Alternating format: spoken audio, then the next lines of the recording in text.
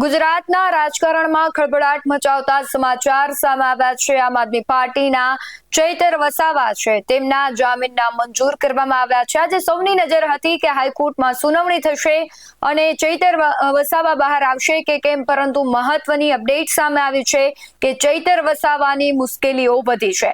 નમસ્કાર, Gujarat BS9 TV ન્યૂઝમાં આપની સાથે હું છું ભગવતી વિશાવડિયા। છેલ્લા કેટલાય સમયથી ચૈતર વસાવા છે તે જેલવાસ ભોગવી રહ્યા હતા। બધાની વચ્ચે આજે એટલે કે 24 તારીખે સુનાવણી હાઈકોર્ટમાં થવાની હતી અને ત્યારે મહત્વની અપડેટ સામે આવી છે કે ચૈતર વસાવાની મુશ્કેલી વધી છે। ચૈતર વસાવાને હજુ પણ જેલવાસ ભોગવવો પડશે।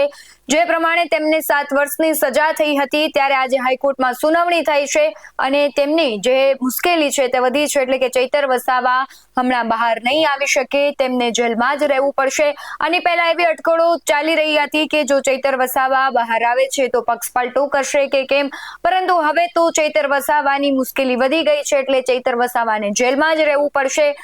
જે પ્રમાણે આપણે જોયું હતું કે કેજરીવાલ સહિતના નેતાઓ તેમને મળવા પહોંચ્યા હતા। શું આમ આદમી પાર્ટીના બધા જ નેતાઓને ખબર હતી કે ચૈતર વસાવાનું જેલવાસ લંબાવવાનું છે કે પછી જો ચૈતર વસાવાનું જેલવાસ લંબાય છે તો તેમનું રાજકીય પદ છે તે ખતરામાં છે? બીજી તરફ ભારતીય જનતા પાર્ટીએ હજુ તેમનું ધારાસભ્ય પદ યથાવત રાખ્યું છે, એટલા માટે ઘણા બધા બીજા સવાલો પણ ઉભા થઈ રહ્યા છે। પરંતુ હવે આદિવાસીઓ માટે પણ આ મહત્વના સમાચાર છે, કારણ કે આદિવાસીઓના મસીહા ગણાતા ડેડિયાપાડાના ધારાસભ્ય ચૈતર વસાવાની દિવસે ને દિવસે મુશ્કેલીઓ વધી રહી છે।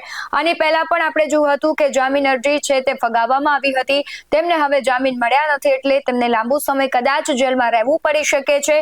બીજી તરફ સંભાવનાઓ એવી પણ હતી કે શું ચૈતર વસાવા ભારતીય જનતા પાર્ટીમાં જોડાશે, કારણ કે સત્તાધારી પક્ષ છે સામ દામ દંડ ભેદ બધું અપનાવીને ચૈતર વસાવાને ભારતીય જનતા પાર્ટીમાં લાવવાનો પ્રયાસ કરશે। આપણે રાજુ કરપડાના કેસમાં પણ જોયું હતું કે રાજુ કરપડા એક લડાયક નેતા હતા, આમ આદમી પાર્ટીમાં એ હતા, અને આપણે જોયું કે બોટાદના હળદળમાં જે આખી ઘટનાઓ બની ત્યારબાદ તેમણે જેલવાસ ભોગવ્યો અને જેલની જે સુરંગ છે ક્યાંક ભારતીય જનતા પાર્ટીના કાર્યાલયમાં નીકળે છે, કમલમમાં નીકળે છે, એવું અવારનવાર આપણે સાંભળ્યું છે। લોકમુખે પણ ચર્ચાઓ થઈ રહી છે કે જે વ્યક્તિ લડાયક છે, જો ભારતીય જનતા પાર્ટી છે તેને પક્ષમાં લેવા માંગતી હોય તો પછી એને સજાઓ કરાવે છે, તેને કનડગત કરે છે અને ત્યારબાદ તેમનો પક્ષ પલટો થઈ જતા હોય છે। એટલે હવે ચૈતર વસાવાના કેસમાં પણ શું એવું થાય છે કે કેમ, જો ચૈતર વસાવાને બહાર આવવું હોય તો શું પક્ષ પલટો કરવો પડશે? એ તો આવનારો સમય બતાવશે, પરંતુ અત્યારે મહત્વની ઘટના એ છે કે ચૈતર વસાવાના જામીનના મંજૂર થયા છે, એટલે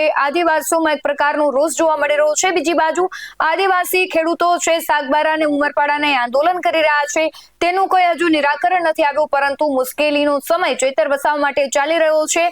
હવે આમ આદમી પાર્ટી માટે પણ અસ્તિત્વ બચાવવા માટેનું એક મોટું કહેવાય છે કે જોખમ ઊભું થયું છે। જો ચૈતર વસાવા બહાર નથી આવતા તો આમ આદમી પાર્ટી ત્યાં શૂન્ય થતી દેખાઈ રહી છે, એટલા માટે આમ આદમી પાર્ટી સાથે હવે ચૈતર વસાવા છે એમને પોતાનું પણ અસ્તિત્વ બચાવવા માટે સંઘર્ષ કરવો પડશે અને આમ આદમી પાર્ટીએ પણ ચોક્કસથી સંઘર્ષ કરવો જ પડશે।